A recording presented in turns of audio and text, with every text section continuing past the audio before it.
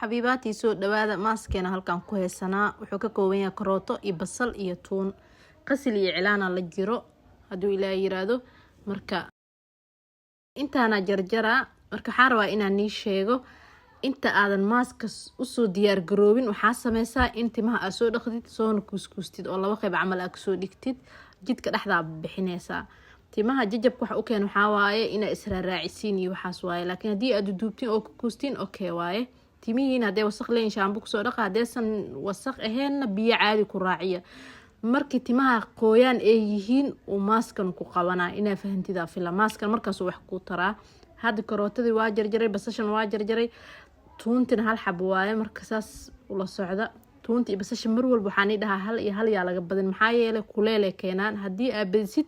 maqaarkaaga inuu xanaaqo ama xasaasi inay kugu kacdo ama dabeecadaha inay isbedelaan laga yaabo maalinkaas marka iska ilaaliya ha iska badanina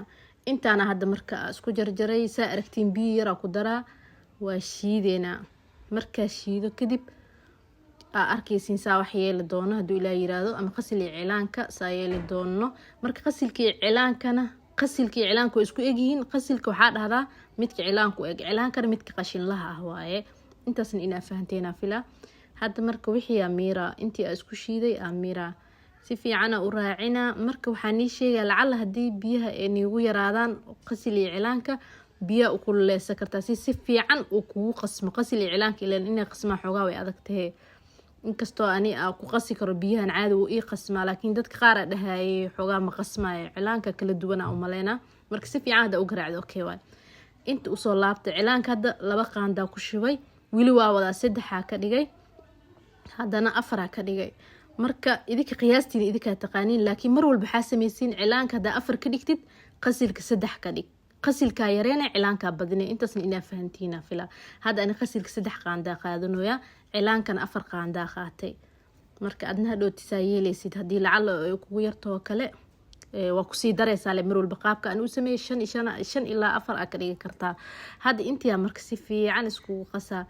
already adi hada biyi ani qiyaastay xogaa wax yar iga yaraa rabaan laakiin okay waaye biyo caadi ku dhameystirana ku sii qasana marka inta waxa rabaa inaan iga fahansiyo aan xulba ku dari rabaa xulbada waxa ugu daraa waxay tahay gabdhayga oo waqti hore ila socdeen hada timahooda qaar u bixeen oo isbedel weyn dareemeen marka ayaga waxa rabaa timaha markay baxaan hadii aadan hadana adkeenin waxay sameeyaan way jajabayaan si aysan u jabin xulbadaas marka waxa rabaa in timaha ugu xoojiyo wax yar xulba ku daraa idinkan waa isticmaali kartiin caadi waa xulbada saa aragtiin qaanda ku daraa hal qaando kale xulbada marka xogaa culeys waaye timihiina gabdhaha waxay u badin low porosity u badin saas darteed marka xulbada waa yareena wax yara ka dhigay intaas marka si fiican isku qasaa waxa fahmi weysaan fariinha ii soo dirina